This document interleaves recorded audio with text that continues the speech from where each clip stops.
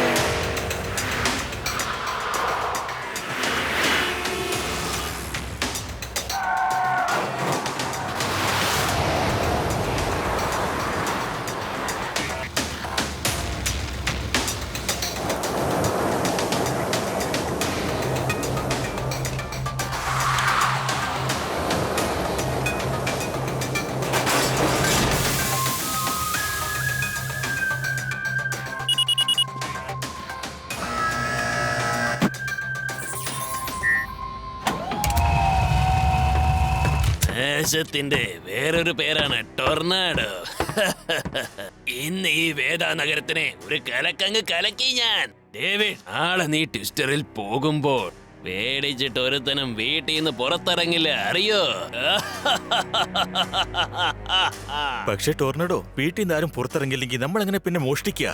കുറച്ചെങ്കിലും ബുദ്ധി ഉപയോഗിക്കൂ ഡേവിഡ്. വീട്ടിൽ നിന്ന് ആരും പുറത്തിറങ്ങിയില്ലെങ്കിൽ ബാങ്കിൽ പിന്നെ ആളുകളൊന്നും ഉണ്ടാവില്ലല്ലോ.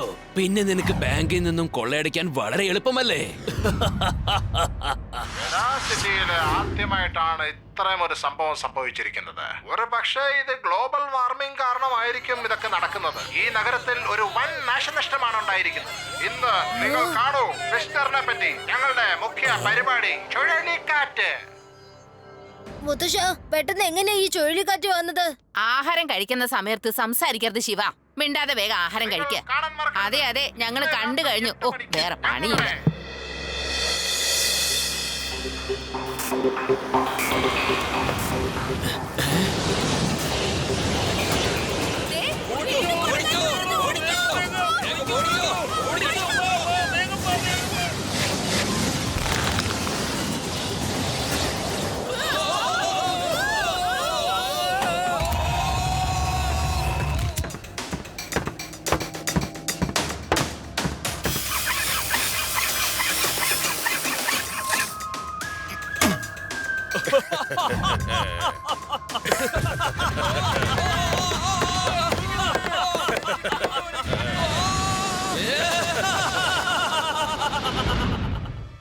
എന്നിട്ടെന്നും ആ ചുഴലിക്കാറ്റിന്റെ കാരണം പറഞ്ഞ് ഏതോ ഒരു ഗ്യാങ് ബാങ്കുകൾ കൊള്ളയടിക്കുന്നുണ്ട്. ഈ കാര്യത്തെ പറ്റി നിങ്ങൾക്ക് എന്താണ് അഭിപ്രായം? എന്റെ പരിധിയിൽ മോഷണമോ? എന്റെ പരിധിയിൽ മോഷണം എന്നാണോ പറഞ്ഞത്? ഇൻസ്പെക്ടർ ലട്ടു സിംഗിന്റെ പേര് വെറുതെ ഫേമസ് ആയതല്ല.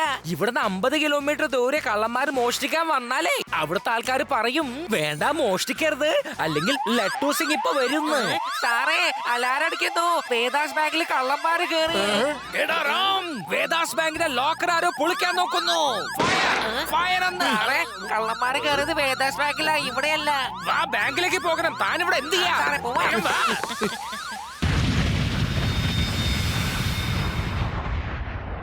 ടോർണഡോ വേദാസ് ബാങ്കിലെ മുഴുവൻ പണവും കൊണ്ടുവന്നിട്ടുണ്ട്. നേശത്തിന്റെ വേറൊരു പേരാണ് ടൊർണാഡോ.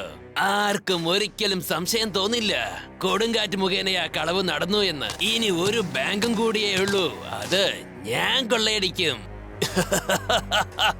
പിന്നെ നമുക്ക് ഇവിടം വിട്ട് വേറെ സ്ഥലത്ത് ചെന്ന് നശിപ്പിക്കാനുണ്ട്. നിങ്ങളെ ആരും കണ്ടുപിടിക്കില്ല. You are the best. ഒരു കാര്യം, അത് മാത്രമാണ് എന്റെ ടെൻഷൻ. ആലോചിക്കുമ്പോ ചിരിയാ വരുന്നേ.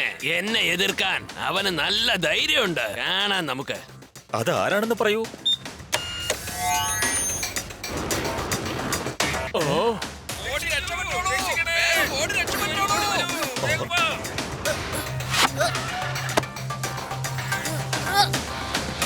ഏതായി കുട്ടി? എനിക്കറിയില്ല, പക്ഷെ അവൻ ഭയങ്കര മിടുക്കനാണ്. നമ്മളെ നാട്ടിലത്തെ ക്ലൈമറ്റ് വെച്ച് നോക്കുമ്പോ ഇവിടെ ചുഴലിക്കാറ്റ് വരാൻ ഒരു ചാൻസും ഇല്ല. നീ ഇപ്പൊ എന്താ പറഞ്ഞു വരുന്നത് ശിവ? ദിവസം ചുഴലിക്കാറ്റ് വരുന്നു, അതേ സമയത്ത് തന്നെ ബാങ്കിൽ റോബറിയും നടക്കുന്നു. ഈ ചുഴലിക്കാറ്റും റോബറിയും തമ്മിൽ എന്തോ ബന്ധമുള്ളതായി എനിക്ക് തോന്നുന്നു. അതെന്താന്ന് കണ്ടുപിടിക്കണം. പക്ഷേ അതെങ്ങനെയാ നമ്മൾ കണ്ടുപിടിക്കുക? അതിന് എന്റെ അടുത്തൊരു പ്ലാൻ ഉണ്ട്. ഞാൻ ചുഴലിക്കാറ്റിന്റെ അകത്ത് ഒരു ക്യാമറ അയക്കാൻ പോവുകയാണ്. ആ ക്യാമറ അതിന്റെ അകത്തുള്ളതൊക്കെ ഫോട്ടോ എടുത്ത് നമുക്ക് റിലേ ചെയ്യും. നീ വിഷമിക്കണ്ട, ഞാനുണ്ടല്ലോ ഇവിടെ.